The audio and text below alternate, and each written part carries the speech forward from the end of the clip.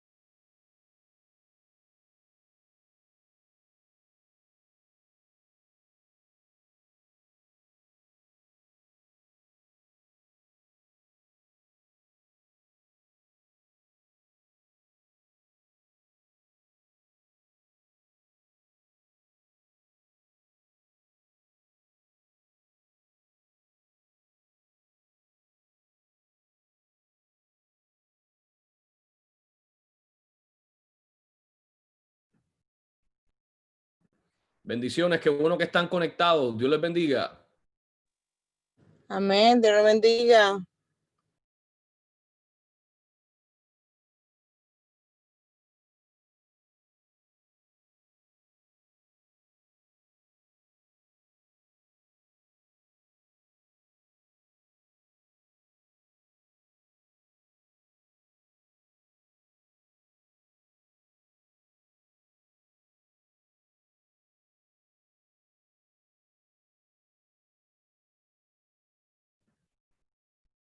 ¿Pudieron recibir el email con la información para conectarse?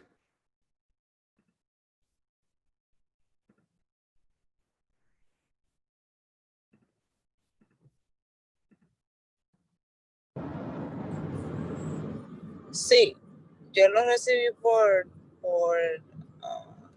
email y también porque estaba ya dentro de lo que es el website.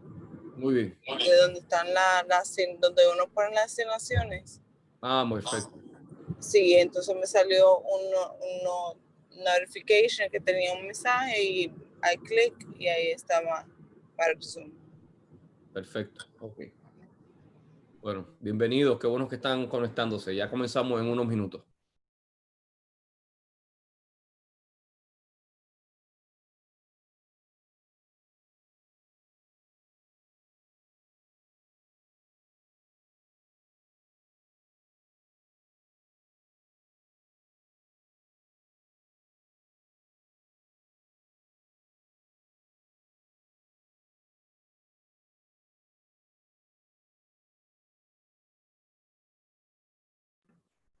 Saludos, Josué. Ya está co-host.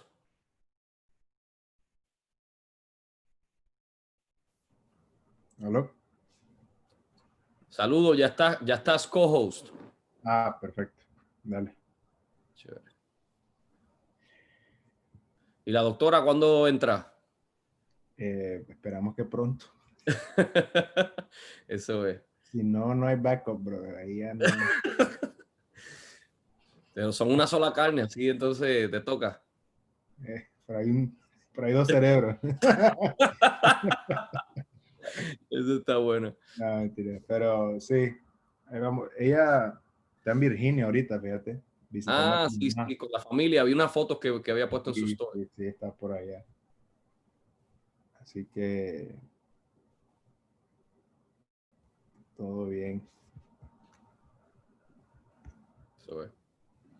Bueno, ya estamos ahí a minutos. Enviamos un email y le llegó a la gente. Casi siempre se están conectando. Sí, no. cerquita de las 8.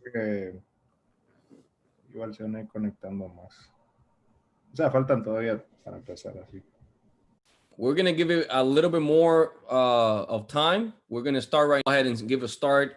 I want to do a little bit of a little bit of housekeeping like I usually do at the beginning. By the way, I'm loving Alberto's virtual backgrounds. If you haven't, he's given us a great show. So thank you. Everybody who's very important to me, I like to put them in the background. okay. Sounds good. Sounds good. We're loving that so far. So if you are able, I know some of you are still driving, maybe eating your dinner, but if you're able to turn on your camera, that would be great. We want to honor the professor for the day, and we also want to be able to engage with one another. We had such a great class today, and let me just make sure that before we approach it, thank you so much for those of you who were able to turn in the assignment on time. We haven't posted the grades for the first assignment yet because we're still grading the assignments. I don't want to post some grades and not the other ones. We're going to finish grading them all. Have a little bit of patience with me. There are almost 40 assignments that were submitted, a little bit more than actually 40 assignments that were submitted. And, you know, I've been trying to get to all of them and reading them. So once we have all the grades simultaneously will be posted. So once you start seeing those grades, that's most likely where everybody's getting their grades. Also, today is going to be the last class of 2020. You still will be required to turn in your assignment. We know that Thanksgiving's is coming up, so we'll give you an extra time, and the professor today will brief you in a little bit more on the assignment later on. But we want to give you a little bit of an extra time, so the next assignment day or due date will be December 18th at 11:59 p.m. like usual. So thank you so much again for turning your assignments. The dates for 2021 are already out. If you haven't seen the calendar for a region, make sure that you go to our page. I'm gonna put it on the comment section. If somebody can do that for me, I'll appreciate it. But we'll do the link. We'll place the link in the comment section.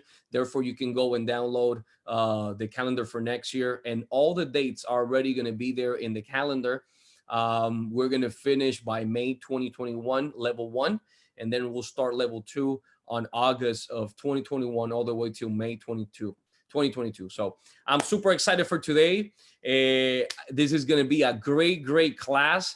And the professor that we're having, I think she is perfect for what we're doing today. And I know that she's coming with a lot of great experience and a lot of great knowledge on this. And let me introduce Doctora Lydia Collins. La Doctora Lydia Collins, who already has a doctor's degree in psychology, is going to be teaching today on counseling adolescents. Consejería para los adolescentes. Y yo sé que va a ser de gran bendición para todos nosotros. Todos vamos a poder aprender. Y yo sé que sus micrófonos están muted, pero si usted ahí puede con el emoji de las manos, vamos a recibir con un fuerte aplauso ahí con el emoji de las manos. If we can just do the hands real quick. There you go, all the clapping emojis. Let's go ahead and receive Doctora Lydia Collins. So thank you so much, Lydia, for being here. Doctora Collins, for being here with us today. And we're excited. Just please take it over, and we're glad to have you and open to learn from you. All right. Thank you so much, Angel, for the invitation. I'm super excited. Welcome, everybody. I can see several familiar faces here. So, saludos a todos. Buenas noches. Estoy muy feliz de estar aquí compartiendo. Gracias, Ángel, por la invitación. For those of you who don't know, I think everybody knows, but I am married to the most amazing man in the world. His name is Josue Collins. So he's here also. We've been married for 1 year and 3 months, and we've been serving for the past year in Southeast Hispanic region, Zone 1.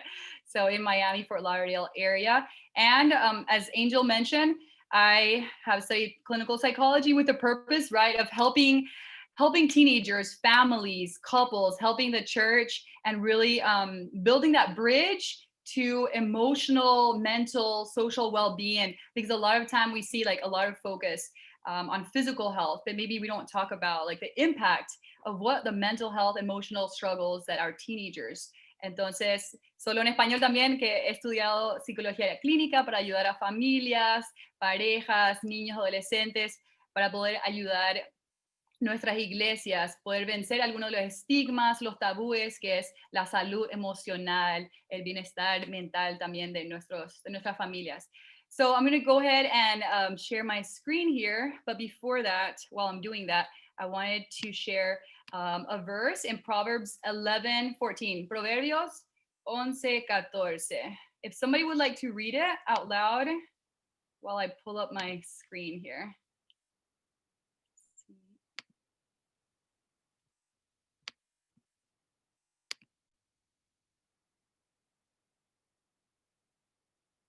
I can't see everybody's faces, so whoever has the verse can go ahead and read it out loud. El que tenga el versículo.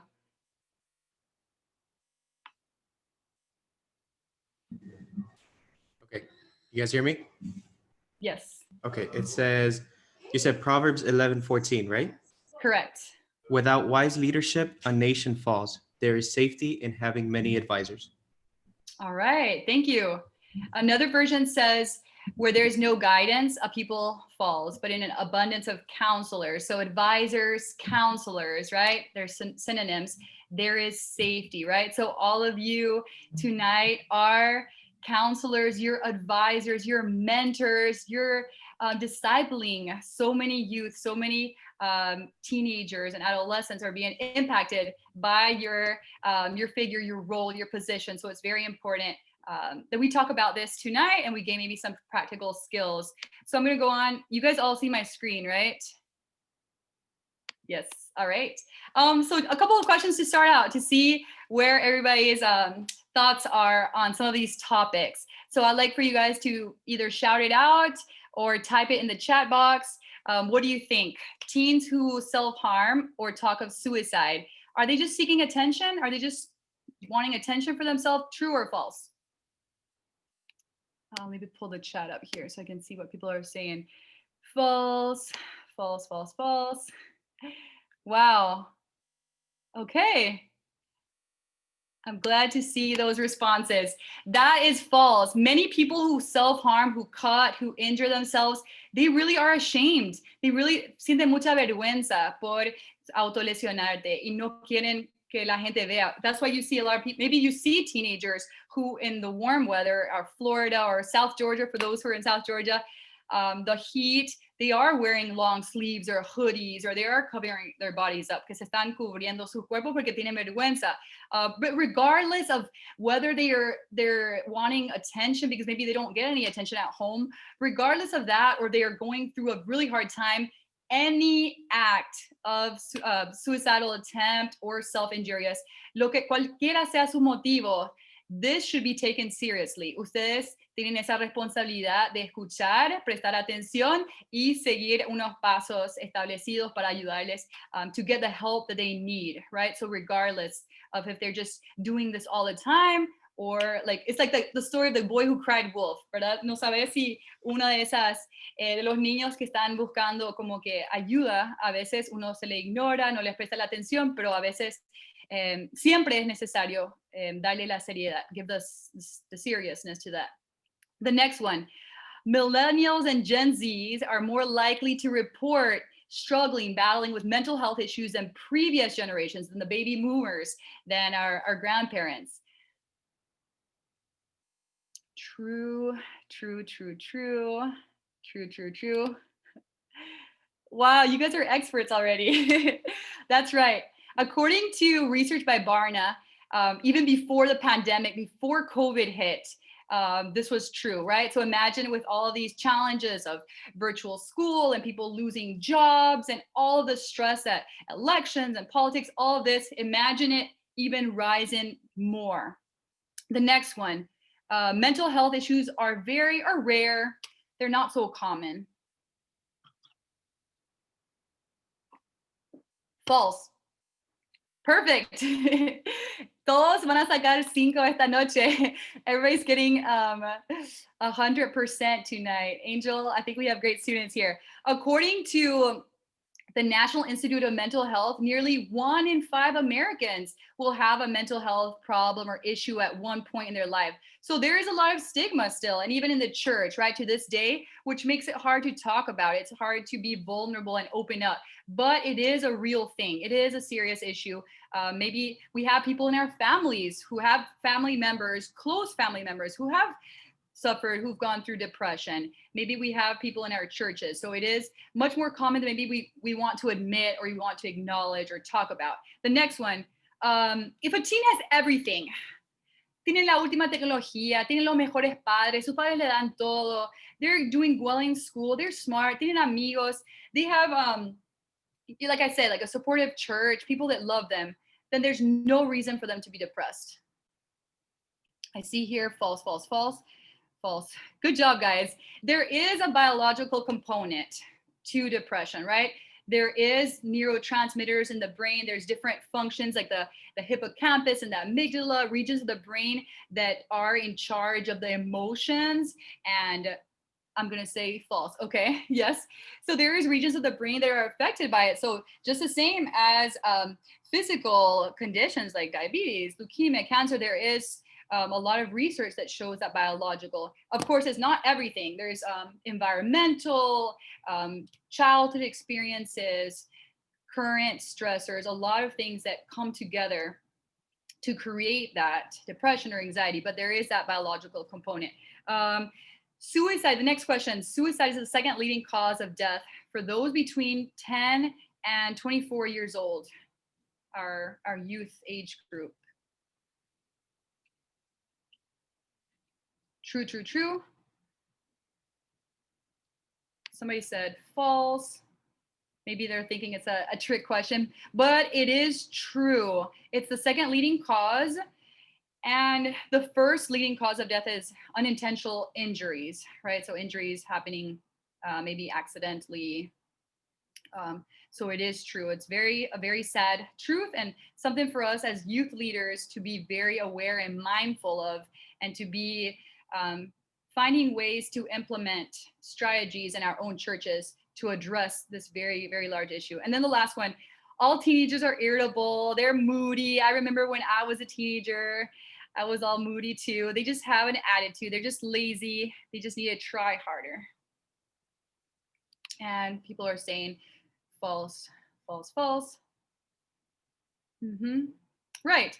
So like we're going to talk about next, there are certain struggles in teenage years and adolescence that may make it more likely, more irritable, more moody. Yes, that's true. But just because a lot of parents say they're just being lazy, no, it doesn't mean. Maybe there are some people that just want to play video games all day, but there is a difference between people who are going through the depression, who are going through a very challenging situation, that they are having thoughts of death, And so it's important not to just push it away and say, no, you just need to snap out of it. You just need to pray harder. There is that in the church too. You just need to trust God more. Yes, maybe a lot of times they do trust God and they've been asking God day in, day out. And I have a teenager that says, I don't think God hears my prayers anymore, he says. And it's very sad to hear that, right? But being able to come with a biblical perspective, a biblical response to that, to those different thoughts and assumptions.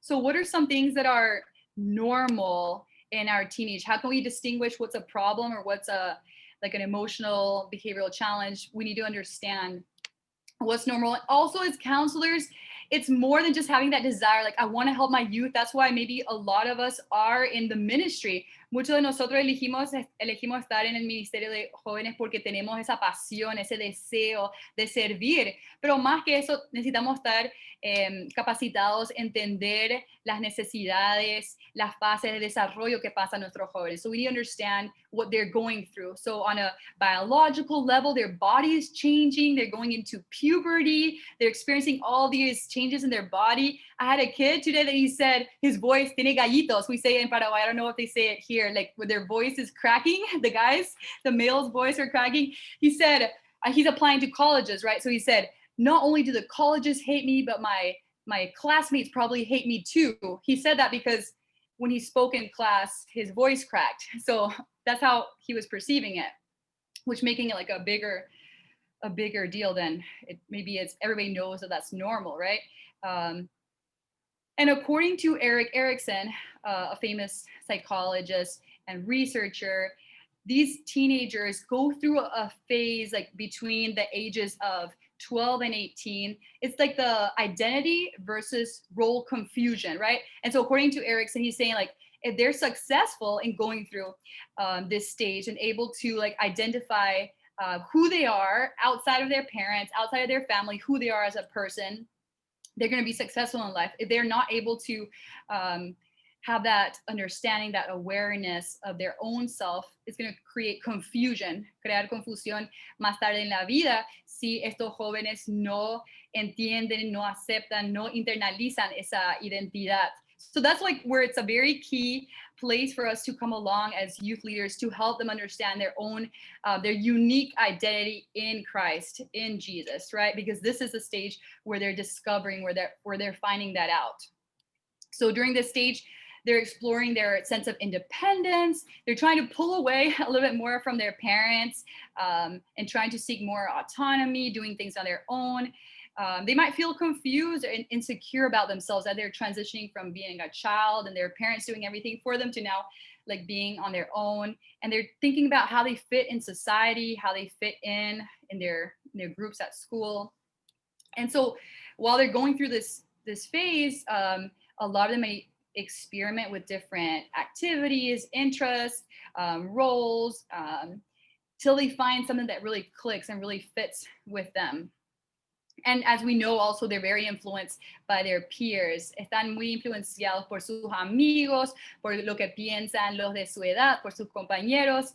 And so they're like gradually spending less time with their family or parents. And this might vary also with our cultural context, right? But just generally, teenagers are looking more to their peer influences at this time. So there's those feelings like awkwardness about their body. And this is normal, some guys are growing fat slower than the guys in their class, so that they might be shorter. Some girls are growing faster than the girls in their class, so that might feel like they might feel awkward and out of place just with their bodies growing a little bit faster.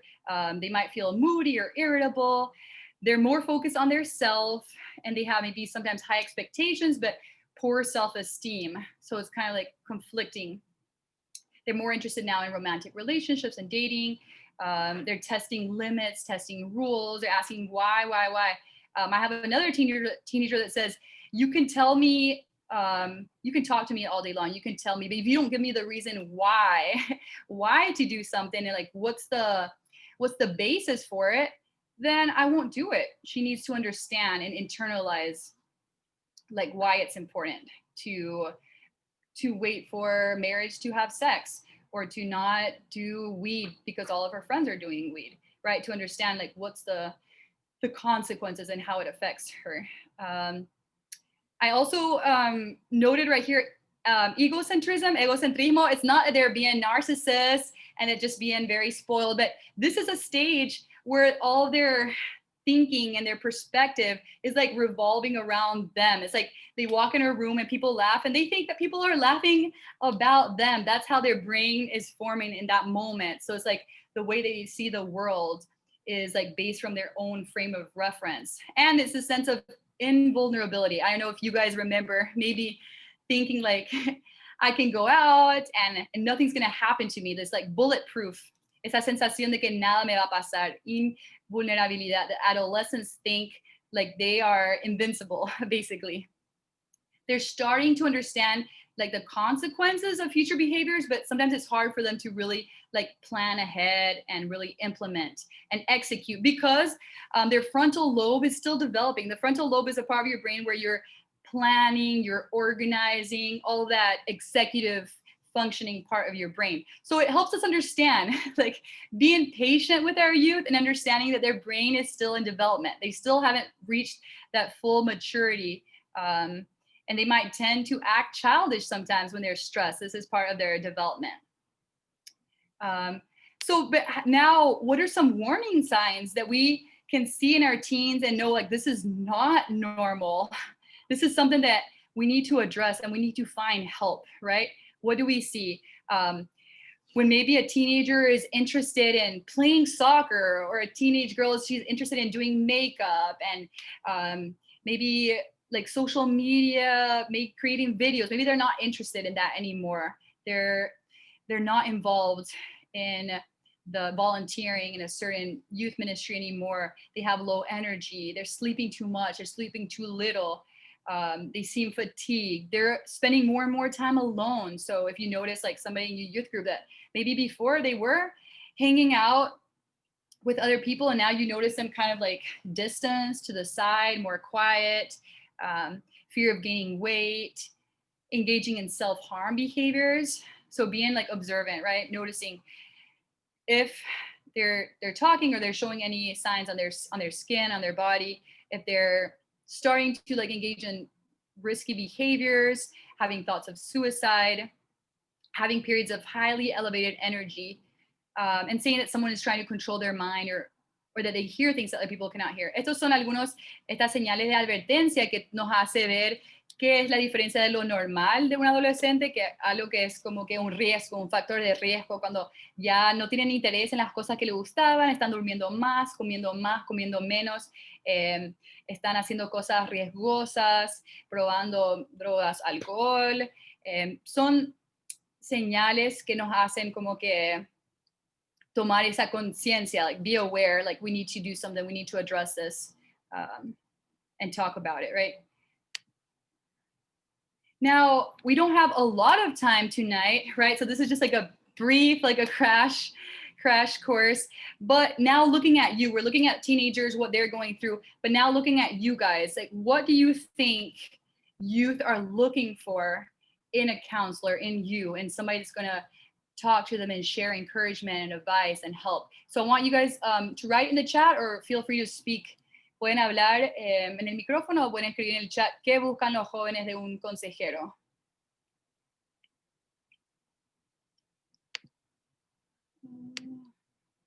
Someone to listen, no judgment zone, trust, caring, confident, genuinely listen, someone that wouldn't judge. Yes, somebody they can confide in, trust, to be understood, an honest friend they can learn from.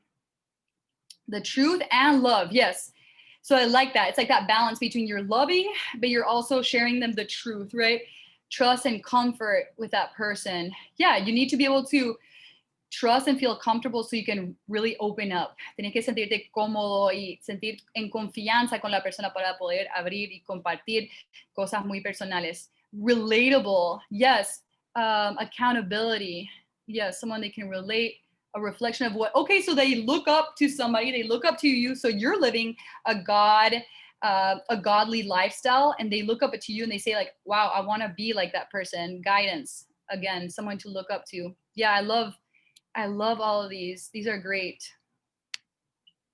According to a survey, like you guys touched on all of these four, but according to a survey, like what the youth are most looking for, like the number one, I'm just reading the other guidance, amistad, sí, tener esa sentimiento que se puede conectar, que se puede sentirse cómodos con las personas, con los consejeros. So like the number one trait that youth are looking for in a counselor is that understanding them as a person, hearing them like as a real human being, not like just like a little kid, a little child, or somebody that doesn't know what they're talking about, or like they're from a different planet. No, es tener ese entenderle a la persona, entenderle al joven, escucharle y tratar de ponerse en sus zapatos. Put yourself in their shoes. Maybe you've never been through what they're going through. Tal vez nunca han pasado lo que ellos están pasando, but trying to kind of imagine like what would it be like to be in their shoes so you can understand why they're feeling what they're feeling, right? A lot of youth, they feel so alienated from adults. They feel so disconnected from them. Like it's a huge gap.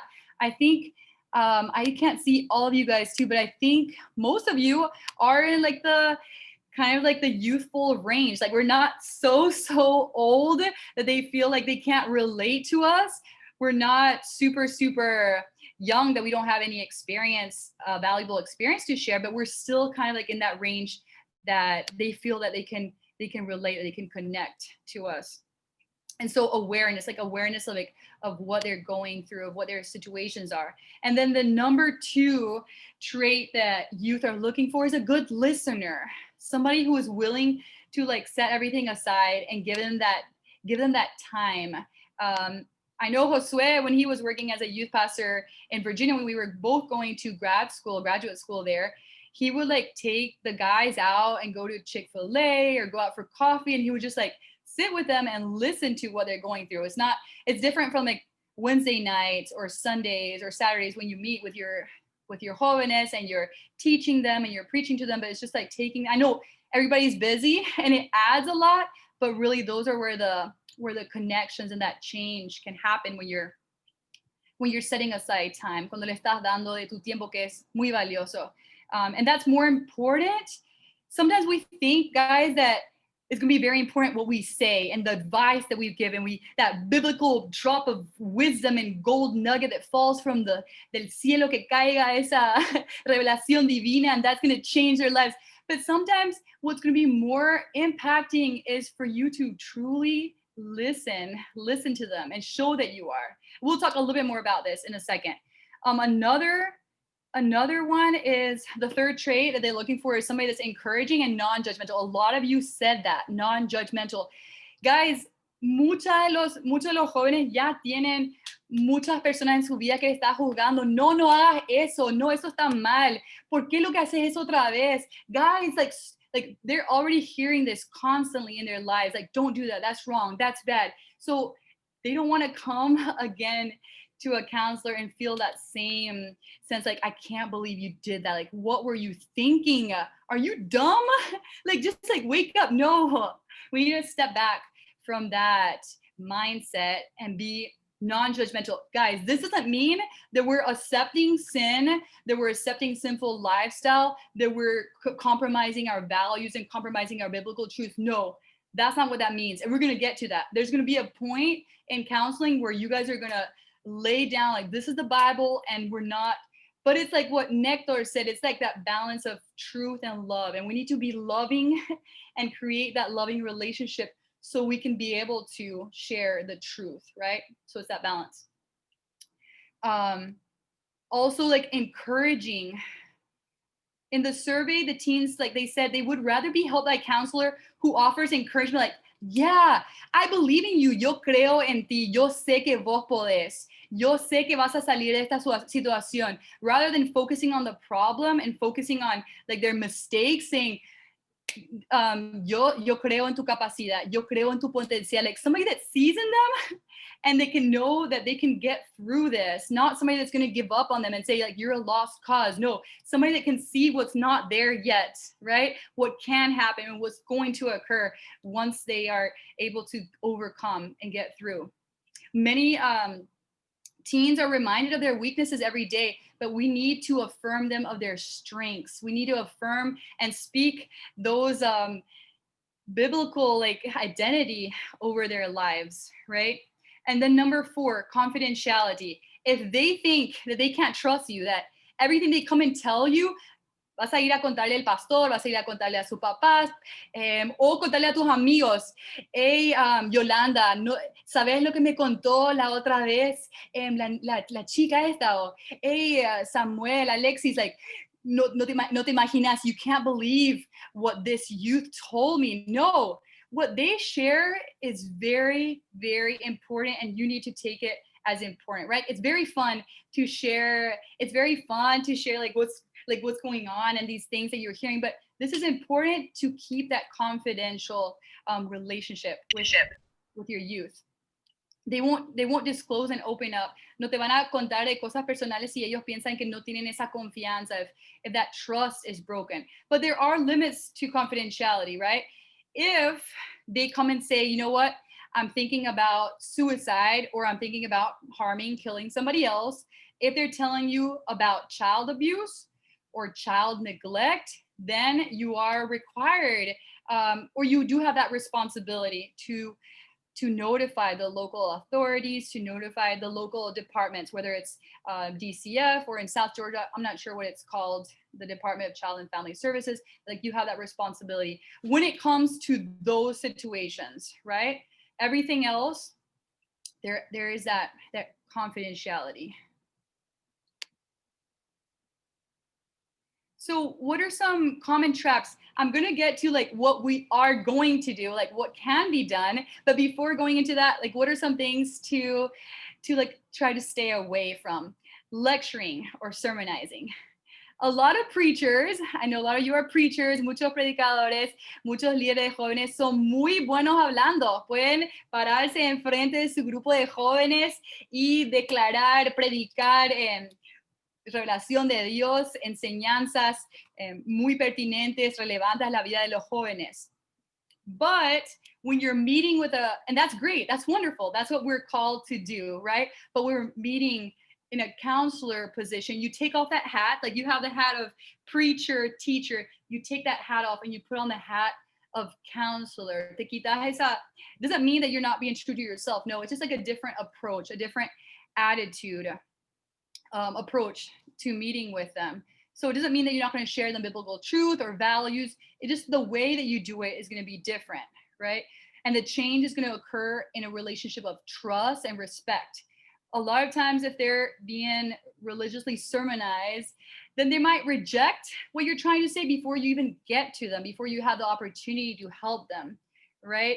So there's a lot of common reactions that we might have as giving advice, right? Like, I think you should do this. Why don't you just go do this? But right before we start like providing suggestions and recommendations, we need to be able to fully listen, fully hear their stories first.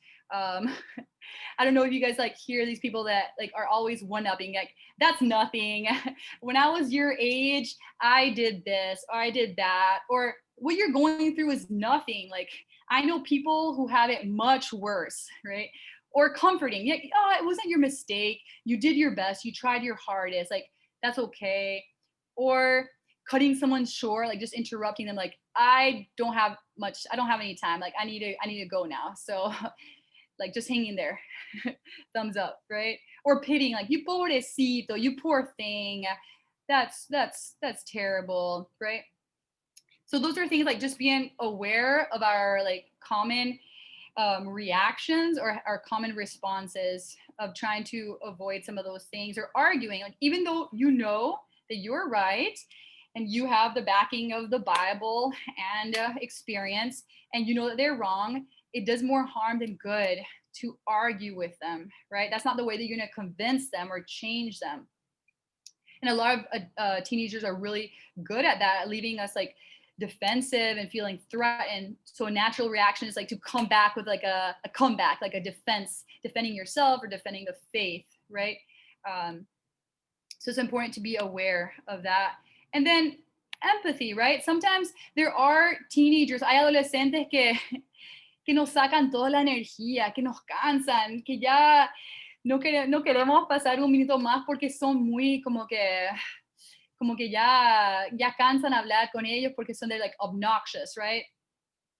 Or they might be like really aggressive, or like have that know-it-all, yo sé todo, like they don't want to hear anything you say. But behind that mask, behind that facade of I know it all and I don't need your help, there might be like somebody down like deep inside that really is listening to what you say and is like grabbing onto every single word that comes out of your mouth. Like pueden poner como una fachada que no le importa nada lo que decís, que no quieren tu ayuda, que no te necesitan, pero debajo de eso hay una persona, hay un joven que realmente está muy desesperado y que está escuchando cada palabra que sale de tu boca. So it's important to realize that, and then also checking out, not being fully present. I don't know if you guys can think of a time where you went out to eat with friends and like everybody's on their phones and like you're telling a story, but then people, they seem like you're talking straight through them. Como que hay gente que a veces estás hablando con ellos y parece que entra y sale del otro lado, como que no están escuchando lo que decís o están distraídos por su celular, distraídos con otras cosas. Like when you're going to be counseling or talking to a youth, it's important like to set everything aside. And even if you're thinking of the next things that you need to do, just set a couple of moments aside and be fully present and ready to listen. Now, what are some things that we can do? I wanted to like briefly like show this this model of active listening, because a lot of times when we're talking to youth or we're talking to other people, we're just getting ready for the next thing that we're going to say. Like we're half listening, but half we're already thinking, ¿qué vamos a decir después? Estamos solo escuchando parcialmente, pero ya estamos pensando qué vamos a decir después. Like Emerson says, there's a difference between truly listening and waiting for your turn to talk, right? So there's some key things.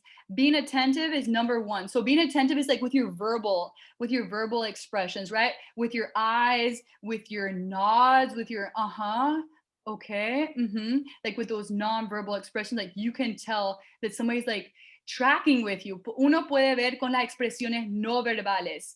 They say like non-verbal, la comunicación no verbal is like 70% of communication, and the words, lo verbal es solo 30%. It's like the non-verbal shows a lot. If I don't know if you guys can see me, if I'm just like sitting back like this and like with my hands crossed, I'm just like sitting back. It's like a posture, a closed posture, and like not like more indifferent. But if you're like kind of like leaning forward and you're kind of like tracking with them, eso demuestra como que tu posición de tu cuerpo. Si uno ya como que ya está mirando la puerta, it's like showing like I'm just ready to leave it. Like you keep looking at the door, like you're ready to leave. But like when you're talking to them, to like really track with your body. And then number 2, ask open-ended questions. A lot of times we're so used to asking closed. What's the difference? Closed is did you have fun today? Yes, no. Did you like the service? Yes, no. That's a closed-ended. It's just like a yes or no question. Did you like the preacher? Did you like the class? Open-ended questions are, what did you think of service? What did you like most about it? It's not a closed and like a yes. Una pregunta cerrada es una pregunta que se responde con un sí o no. ¿Te gustó la clase? ¿Te gustó el servicio? ¿Te sentís mal? ¿Te sentís bien? It's like a sí or no. But asking open questions like, cuéntame más. ¿Qué te pareció? ¿Cómo te sentiste? Like asking more open-ended questions like that. And then requesting clarification. I heard you say this. Is that what you meant? Porque a veces, sometimes we hear something we think we understood, but then in reality, it wasn't what they were trying to say, right? So asking clarification. Is that what you meant? Pedir que te aclaren. Si uno piensa a veces que entiende todo, pero a veces uno mal entiende lo que el joven adolescente está tratando de decir. Entonces, que no dudes en pedir que te aclaren, como que es eso realmente lo que quisiste decir, quería solo asegurar esto lo que me estás diciendo. Paraphrasing. A lot of times with active listening, you can kind of like state back what they're saying in a way that you're not like parroting, no estás como que repitiendo como un loro exactamente, but you're like paraphrasing so that they know that you're tracking, that you're listening. Okay. So you said that when you went to school today, they laughed at you, and then they didn't talk to you anymore. Yeah, that's what happened. Okay, entonces estás repitiendo. Entonces me contaste que hoy te fuiste a la escuela y todos se rieron de vos y después pensaste que eras un estúpido y nadie más te habló en el día. Sí, okay. You're just paraphrasing. You're like repeating back what they said just so they know that you're really paying attention, that you're listening and making sure that you're understanding correctly. Being attuned to reflect feelings. Many times they won't say specifically, like, I felt humiliated, I felt rejected, but it sounds like, oh, wow. It sounds like in that moment, you might have felt really humiliated when they laughed at you. Is that what you felt? So you're kind of like trying to like pick up on what they're feeling. Estar atentos a cuáles son las emociones. A veces ellos te van a decir, me sentí rechazado, humillado. No, puedes como que ver en su tono de voz, en lo que están expresando. Es decir, parece que te sentiste humillado en esa situación. And then just be like making sure, like, is that right? Did I get that right? It's just making sure that you're understanding what they're saying to you.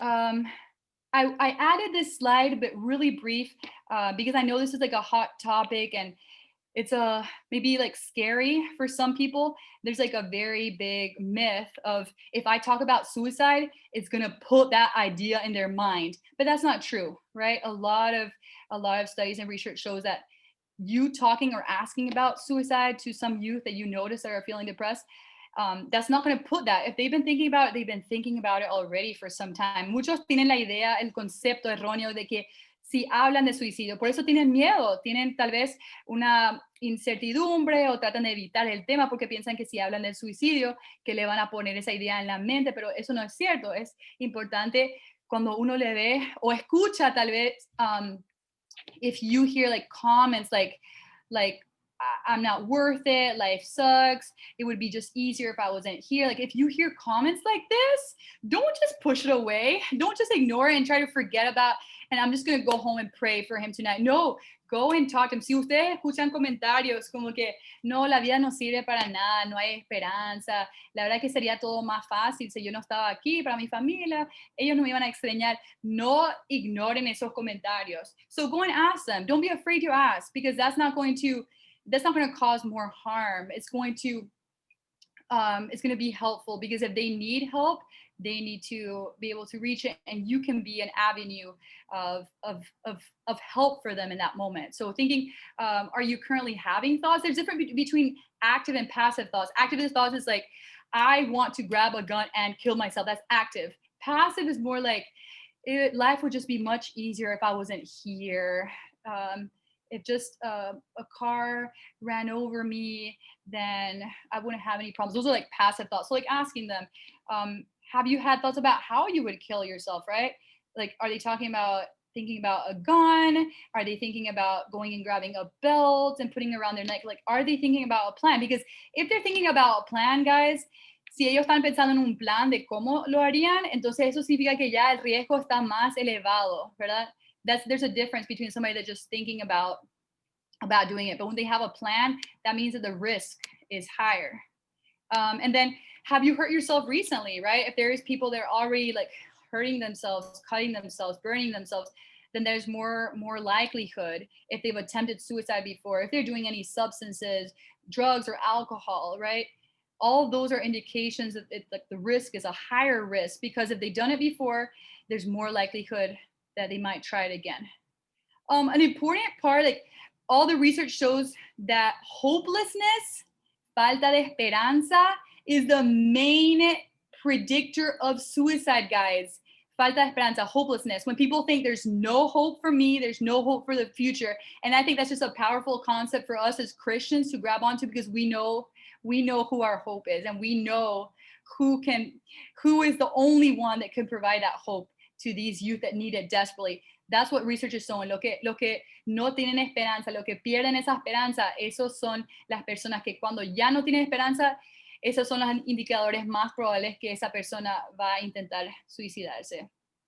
And so a lot of times we want to like dismiss their pain, like that's nothing, like that's not important. Like, that's not like kind of invalidating. Like, you know, that's really not a big deal. You're strong, just get over it. But like, it's important for us to accept the reality of their pain. Maybe it's not significant for us. Maybe we think like they just need to be stronger and get over it, but we need to accept the reality of their pain, like what they're going through, su experiencia. Tenemos que aceptar que en sus ojos, en sus vidas, en sus mentes, en sus corazones, ese dolor siente muy fuerte. No podemos invalidar eso. Tenemos que aceptar, pero a la misma hora ofrecerles alternativas, ofrecerles soluciones saludables a sus problemas, hacerles ver que el suicidio es like a solution.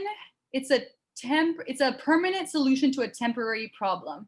El suicidio es una solución permanente a un problema temporal, right? So helping them see that in perspective. But then, guys, when the risk, when it's like imminent risk, when they have a plan, when they have means is like they have a gun, access to gun, they have pills in their house that they can use to overdose. Like when they have those, so they have attempted it before, then you need to get people involved. You need to, in Florida, we have the Baker Act where they can be involuntarily hospitalized. In South Georgia, I'm not sure how that works, but just being aware of like what's the plan of getting them help hospitalized. It's more important to get them to the hospital and get them help than for them to be mad at you later because you share that with their parents or the pastor, right? That's the one area that, yes, you can break confidentiality. Esa es la área que sí, no duden en romper. No, pastor, don't tell anybody. I don't want anybody to know. No, this is something seriously, and your safety is a priority. Tu seguridad es una prioridad. So we're wrapping up here. I'm going to just like talk about this biblical model for counseling. There's so many different models for counseling. This is the one that's in your material. I think each one of you has a copy of it in your email. So they had 7 steps according to Dr. Crabb, who wrote this model of counseling. The problems that people experience are the result of negative thoughts, which lead to problem behavior and to negative feelings, right? So let me just show this right here. Like what we think affects how we feel, and how we feel affects how we act, right? Like if I think right now, like I'm just gonna put myself like, if I think, oh, everybody thinks that this class is so boring and nobody likes it and everybody's just checking out, then I'm gonna feel maybe scared, maybe anxious, maybe frustrated.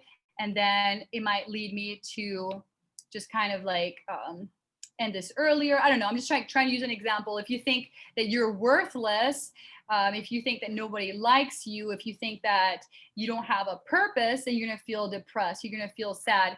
And that's going to lead you to withdraw from your activities, not pursue your dreams. So you're not spending as much time at church or in your studies anymore. Like they're all connected to each other. So basically in this model, step 1, you're identifying the feelings. Like what are the youth, the teenagers feeling in that moment? So there's sometimes we think about feelings as like, how are you today? Good, bad. ¿Cómo estás hoy? Bien, mal. But there's like so many different feelings of scared, anxious, surprised, happy, sad, humiliated, rejected. So there's so many different feelings, and being able to identify like what are they feeling? Why are they feeling like, what are the triggers? What are the situations when they feel that way?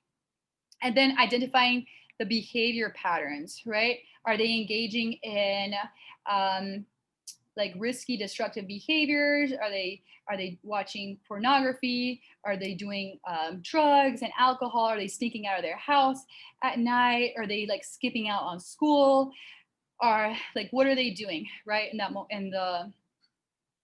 That's causing those problems. And then what are the thoughts that they think about themselves, about the world, exploring like what's going on in their mind, what are their attitudes towards themselves. Entonces, entender cuáles son sus sentimientos, cuáles son los patrones de comportamiento, y también identificar los pensamientos negativos en sus vidas. And then step 4 is to gently like challenge, right? The assumptions and clarify biblical thinking. Assumptions can be different different beliefs that they've come to accept in their life. Like if I fail, that means I'm worthless. Like I go up and play the guitar and youth service and I mess up pretty bad, then I'm just like worthless and I'm not going to play anymore and there's no point, right? Or another assumption can be like, I should have the approval of everybody, or I should never be anxious, or a Christian should never feel depressed or anxious, or I should be certain before I try something new. Or an assumption can be like, I always mess up with anything that I try, no matter what I do, I always mess up.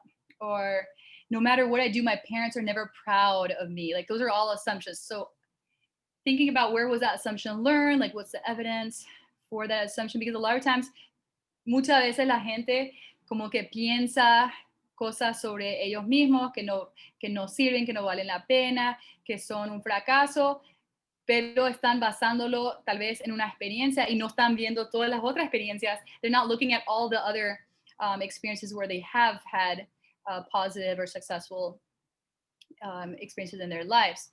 And then step number 5, help youth commit to act on the basis of this new assumption, right? So when we're talking about clarify, like what does the Bible say about this? What does the Bible say about your identity? What does the Bible say about how Christians should walk as new creatures, nuevas criaturas, new in God? Like what are the fruit of the Spirit? What are the behaviors that they can engage in? And then help them commit. So maybe instead of going out with friends who are pulling them into like doing drugs and alcohol, maybe I'm going to identify friends at church that I can hang out with.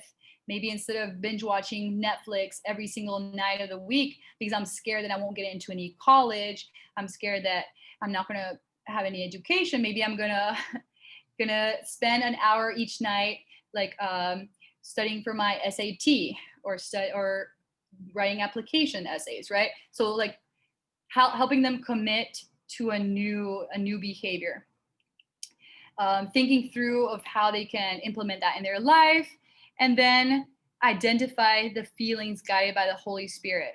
So we know that that the Holy Spirit is the great counselor. He's the one that's going to be bringing that change. El Espíritu Santo es nuestro consejero. He's a great convictor que nos convence del pecado. He's a comforter also, and he understands and comes alongside of us in our troubles, in our sad and anxious times. So different Bible verses that can help us, like the fruit of the Spirit. A lot of people are experiencing fear and anxiety and uncertainty. Mucha gente tiene temor about the future. Teenage years, adolescent years is a time of a lot of change and transitions. And it's maybe normal to fear that, but remembering that God did not give us a spirit of fear, right? To overcome.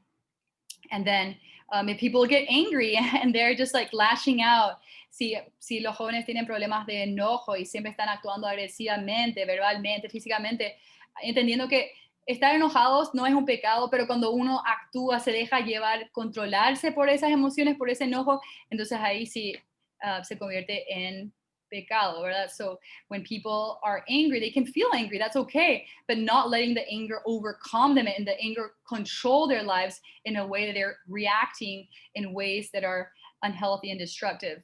And then when we talk about like sadness, we think about David and we think about Elijah and different men of God in the Bible who did feel sad and they felt really down on themselves, but knowing that weeping may stay for the night. There might be seasons in our lives, in the youth life, where they feel sad, they feel down, but that rejoicing comes, that God provides hope for a future, for a better tomorrow, right?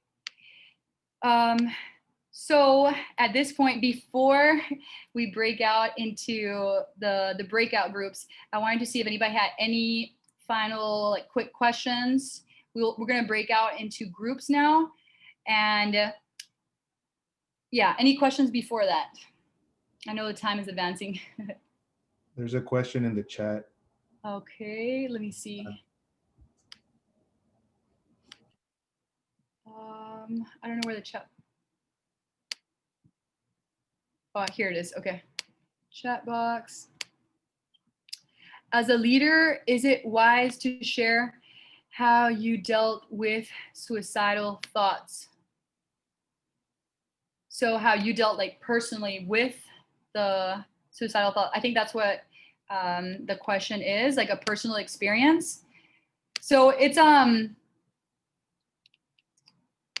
be like being like mindful and wise about how you share about it.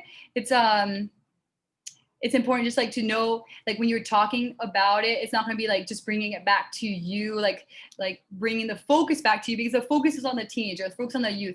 But if you have a personal experience, like I struggled with this, then that can be helpful because they see that we're not these perfect people, that we are human beings, that we have experiences, trouble and struggles. Like that can help us be more relatable, and that they can look up and say like, wow, they also went through that. And they were able to overcome, and this is what helped them, right? This is what helped them go through. Entonces la pregunta es si un líder puede compartir con sus jóvenes, o el joven que está aconsejando, que ese líder tal vez tuvo depresión o pensamientos suicidas. Entonces, solo tener cuidado de la forma de cómo uno lo comparte. No es como que, cambiar el enfoque, es que solo sobre mí, pero no es eso el enfoque. El enfoque es compartirlo de la manera de que el joven sepa que, wow, mi líder también ha pasado por dificultades, pero esta es la manera de cómo superó, de cómo lo pudo superar. Yep. So 4 minutes. Then okay, so for the breakouts, Josue is going to be sending you guys out into different groups. I'm not sure like how many people in each group. He'll do that, but basically I want you guys to practice with each other. So you're going to decide amongst yourselves. Van a elegir una persona, one person to be the counselor, one person to be the youth, and then the third person or the other people are going to be the active observers. So you're going to be looking at the facial expressions. You're going to be listening. Are they asking closed or open-ended questions? Are they like responding in empathic ways? Are they being genuine? You're going to be taking notes, and then you're going to share that. And then once the 4 minutes are up, we're going to switch roles so that the other person can have a chance to be the youth, right? Okay, so there's different scenarios. I shared some here. You can choose one of these scenarios. So one person's gonna be the actor, right? You're gonna act this out. So use your creativity, use your imagination, usen su imaginación, pónganse en el rol de uno de los jóvenes que tienen en mente, una persona que conoce, o solo inventen una historia. But these are some examples. So like going through a bad breakup, and then as a result of that, now they're starting to cut. Another scenario, like they've been bullied at school all their life. He doesn't fit in. He's feeling depressed. Another scenario is like she doesn't like how she looks. She has low self-esteem, low self-confidence, is restricting her eating. Maybe she's starting to like make herself vomit. And then another example is like he's starting hanging out with the wrong crowd at his new school. He got caught vaping at school and is being very defiant with his parents. He's being like very argumentative with his youth pastor too. So pick a scenario, or you can make one up of your own, right? So the counselor, what's your role? Ask questions, active listening, reflect what you hear. Guys, muy importante, yo no le estoy pidiendo que encuentren una solución y que saquen su Biblia, digan, esto es lo que dice Dios. Lo único que le estoy pidiendo ahora, the first step is just active listening. Solo escuchen, asegúrense que el joven se sienta entendido, that the youth feels understood, they feel empathized with, they feel like truly heard, right? And then the active observer, taking down your observations. And then once we finish this, so 4 minutes, and then you switch it up, right? And then the other person gets a turn. And then after that, we'll come back and debrief as a group, okay? So Josue? Yeah, just a couple of things.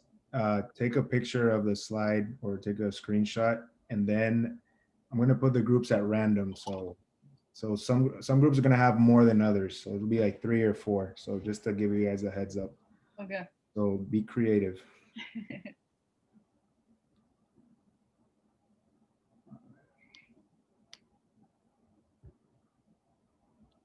Okay.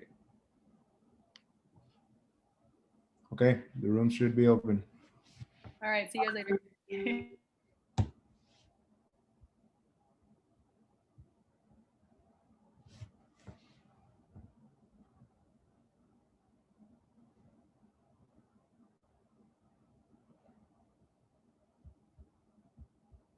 Ok, creo que estamos nosotros aquí. No.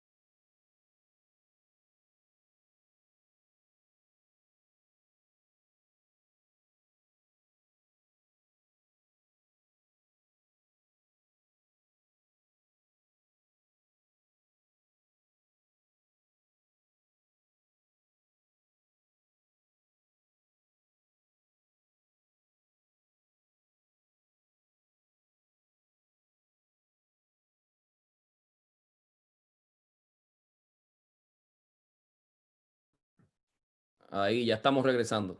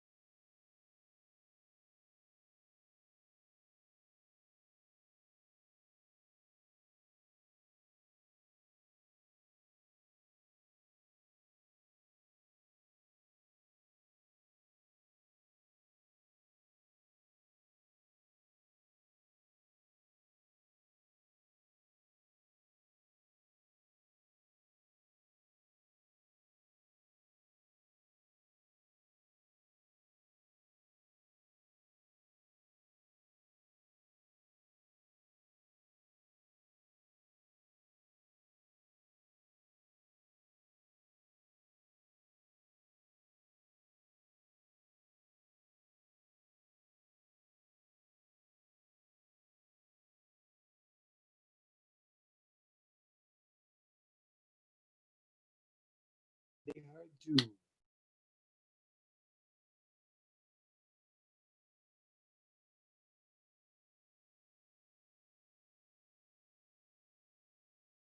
To arrive back into the main room, but I know we only have a few more minutes, but I wanted to hear from a couple of people who really want to share what the experience was like. Maybe 2 or 3 people. I was part of group 5. And it was a really nice situation. It was between Kathy and Richard and Wendy. Kathy was the counselor and Wendy was the student or the youth, and it was really nice because they chose the Brianna situation where Brianna had low self-esteem, and the way Kathy really went about asking the questions and talking about it afterwards, how she just kind of moved everything from the negative to the positive. It was like she was carrying Wendy and kind of uplifting her as she went to put her in a positive setting.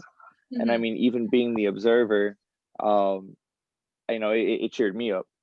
I mean, it was one of those situations where we talked about it at the end, and she did a very, very, very solid job of just, you know, asking open-ended questions that move the conversation instead of dwindling and staying in the negative. She did her best to move it to the positive and stay there, and had her focus on what's positive about herself instead of focusing what's negative.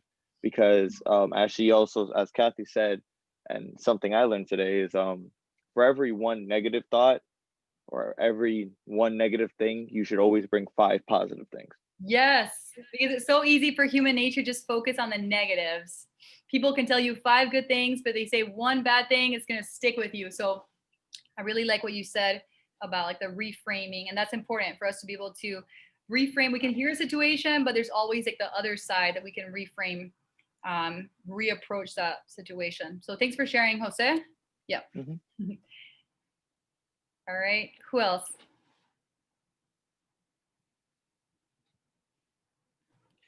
Hi. Hi. Hi. So we were in group 9, I think it was.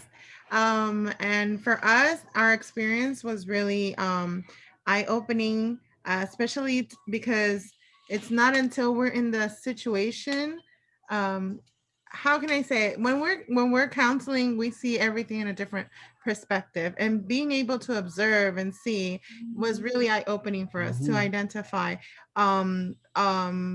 how differently a conversation comes when you use open-ended questions, when you have that in mind.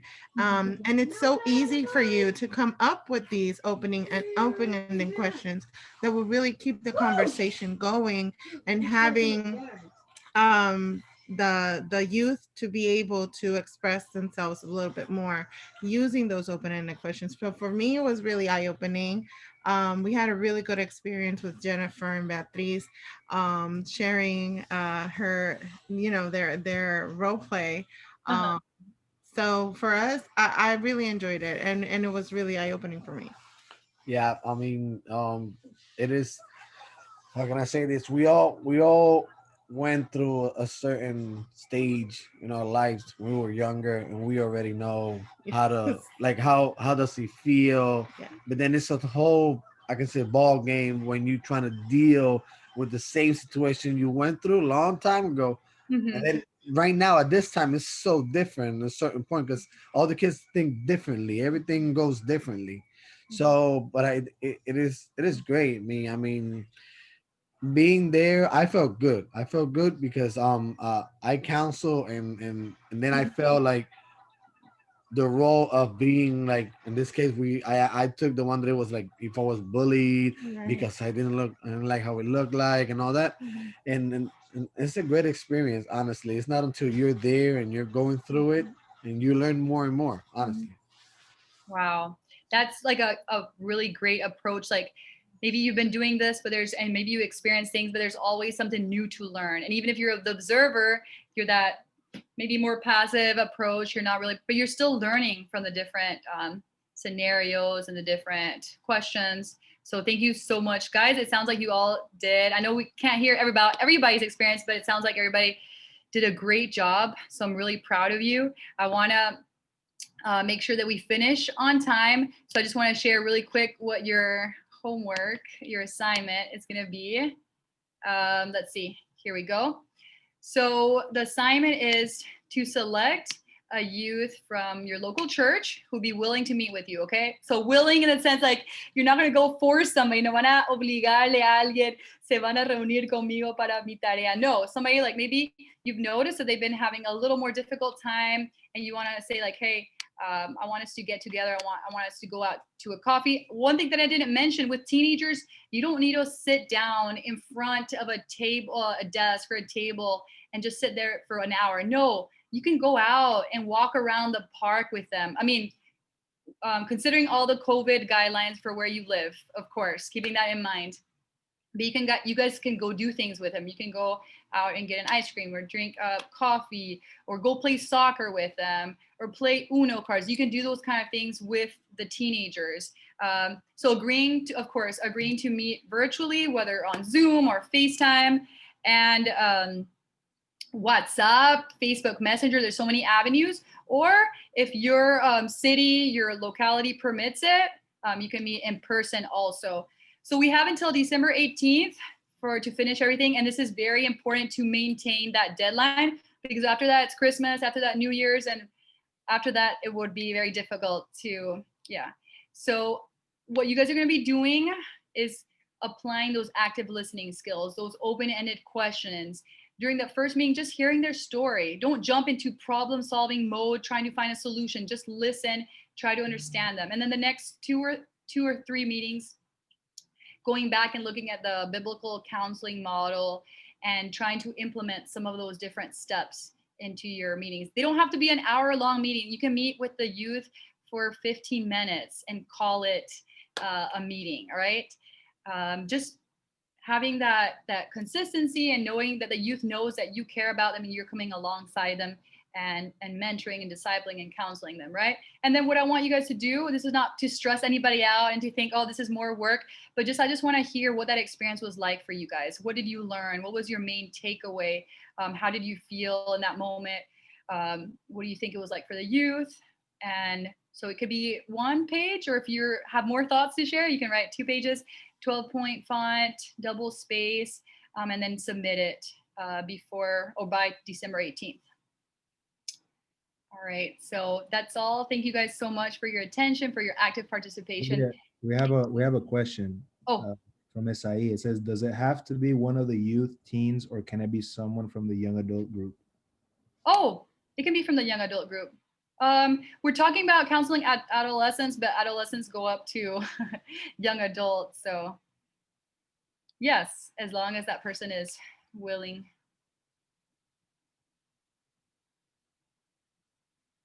Any other questions before we finish?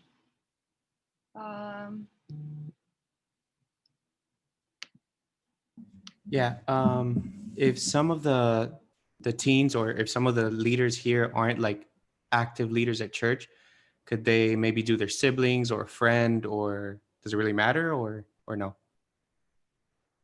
If it was their friend, it would be like more like a role play approach, because right, counseling your friend or your sibling, you're in a different position with them, right? Because you're in a different relationship.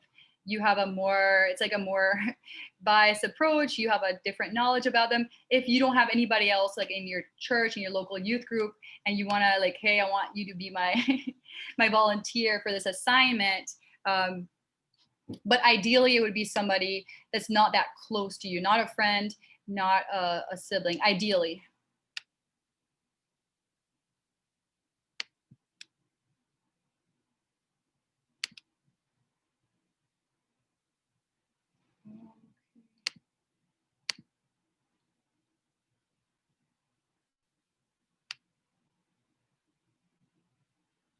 All right, well, Angel, back to you. Thank you so much, Lydia. And can we do a quick round of applause for Lydia for this amazing class? There you go. See all the emojis. Thank you so much, Lydia. And I know it was such an amazing class. I mean, there you go. If you, Lydia, please go ahead and check the comment box. Everybody has been very, very pleased. And when I thought about you, I thought you were the perfect professor for this class because of your studies, because of everything that you bring to the table. There you go. Favorite class so far. That's amazing. Que se repita. So thank you so much again. And I know that you are very busy and taking the time to be with all the leaders of the region. That's definitely something to admire. And all so much knowledge. Even myself, I was able to learn so much today. I know we have become better leaders, better youth leaders, and we have learned so much. So please, everybody in this call, make sure that you go back to the video. We're going to be posting the video right after this call, and if I can get the PowerPoint in the email, I'll be able to post it as well. We'll do a whole new session. You have plenty of weeks because, of course, we understand that Thanksgiving is next week. So you have plenty of time and weeks to complete the homework. Don't leave it for the end, for the last week, though. Start working on that as soon as possible. And we're definitely glad for this 2020 year, to have you on board. We cannot wait for what 2021 is going to bring.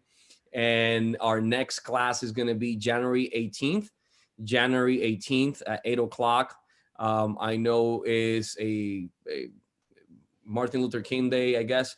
But even like that, we wanna start that day, January 18th, Monday, of 2021. And like I said, we cannot wait already to see you again next year. Make sure that you enjoy your holidays, you spend it with your families, you recharge those batteries, because in 2021, we're going all out and we're gonna do it for the Lord. And Nectar is Nectar's birthday, so during the class we're gonna celebrate that as well, Nectar. And I mean, I don't know, man. I'm so excited. Before we leave, I want to hear at least 2 to 3 people what you thought about the class, what you thought about NYLA, the 3 classes we take in 2020, and maybe you can talk about what you're expecting as well for 2021. So at least 2 to 3 people, volunteers. Just kind of going first. Honestly, and I said it in our breakout group, but the past 3 classes has really kind of it made me really break down what I was doing and kind of my youth, to better understand them as youth, understand myself as a youth, and be the best possible leader I can, examining their personality types, their adolescence, and things as such. Especially this class, it was very, very informational to really grasp on how to really take the negative and move it towards the positive. And just these classes have been very, very educational and very important. I'm very excited for the next few classes. NYLA so far has been definitely a very big change in my life, because it's new and it's very interesting.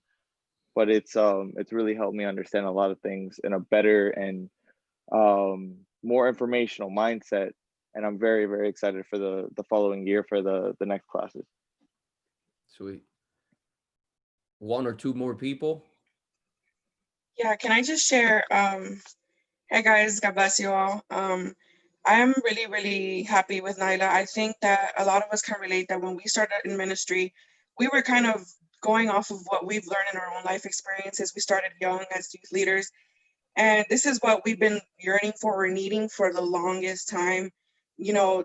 Just preparing ourselves, preparing leaders, and this is, I think it's great. I think a lot of this stuff, whether we encountered it already in our experiences, we're now learning how we probably should have dealt with it, and kind of revisiting things that we might have faced with the youth or in our ministry, and kind of just resetting and relearning, and kind of and there's also new information. I think that this is just really incredible resources, and I wish that people were more open. Like, there are more leaders, moving forward, that are going to be jumping on this. But I think from like this group, we're just going to be growing and growing and talking about how great this resource is, and continue to create leaders, because they are the next generation. So I'm really happy. Thank you for you guys too, the teachers, for your work, your professors, for I know that it takes time to sit down. You guys have other responsibilities, but it takes time to create the slides, to go through this information. So thank you for that. I know that everybody feels the same gratitude. So yeah. Amen. And I see, I know I want to hear from one more person, but I see Beatriz Espinosa saying this class is an answered prayer. Beatriz, do you want to elaborate a little bit more on what you wrote? I don't want to put you on the spot. If you don't want to speak, that's fine. No, that's okay. Okay, yeah, no. So from personal experience, basically, when I became a youth, we didn't have a youth leader. So all those years that I was a young youth, it was basically us, the older youth people, trying to carry the youth class and be leaders in our church, and it wasn't easy. And basically, it was like the PKs standing up and like trying to take care of all the youth, and it wasn't easy. It was very, very hard, and thank God that we were able to make it through.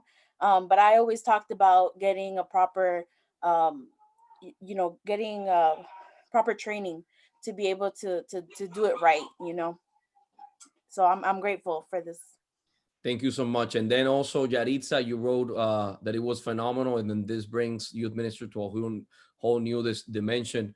We're just going to close with you. What are your thoughts on this?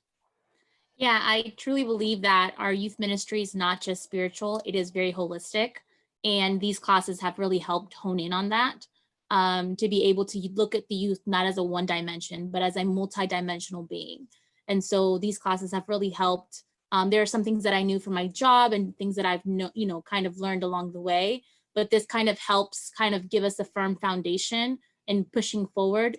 Any youth that are trying to aspire to be youth leaders and trying to take up leadership positions, that we also help them establish that firm foundation, so that they can be better youth leaders. Because like Beatriz was saying, we started off with, whatever works, as long as they're, entertained, or at least the Bible stories out there, they're good to go, we're flying. But, we want to take that to another level. So these classes have really taken that there. And I really appreciate all of the professors and everyone who's been teaching and giving information. It's been great. Yeah. So let me say this as we finish 2020. This first section of 3 classes is actually a section, is based mainly on the students, right? Understanding the students, how to deal with the students. But the next section that is coming, that we're starting in January, it's all about you guys. It's all about the leaders. So it's going to bring a whole different dynamic, a whole different perspective. I'm extremely excited. And one of the main things that we wanted to do with NLYA, as we bring NLYA to you guys, is because of some things that were mentioned. We get this position, we get this role, we get this responsibility, and all we know is what's been done prior to us getting into that role and responsibility. So I think this brings other elements, this in a way broader our perspectives and minds to other possibilities and other ways, other mechanisms to do youth ministry. And again, I'm excited. I want to thank all of you for your commitment to the youth department in your local church, with your youth groups, and we cannot wait to have you back. So I'm really excited. Amen. Thank you, Alberto, for those remarks in the chat box, and that is so true. Due to COVID, we've seen an increase in anxiety and depression, and this come in hand right now in these times, and I agree. All right, so before we leave, I want to close with a prayer. Wherever you're at right now, I want to pray. Close 2020. During Winterfest, I shared a word saying that everything in 2020 hasn't been bad. There is a lot that we could be grateful for. And like we say in Spanish, valga la redundancia, I think NLYA is something that we all can agree that we can be grateful for, and we can start looking forward to next year.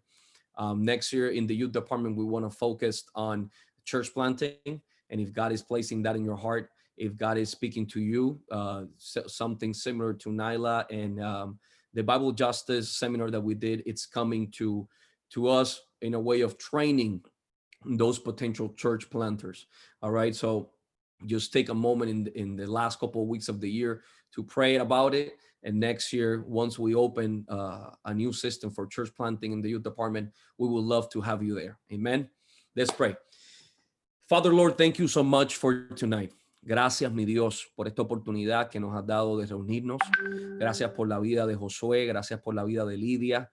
Gracias, Señor, porque tú nos has hablado, tú nos has tocado nuestro corazón, nos has enseñado en esta clase fenomenal con la doctora Collins. Y te pedimos, Señor, que tú bendigas su vida, que tú bendigas también la vida de Josué.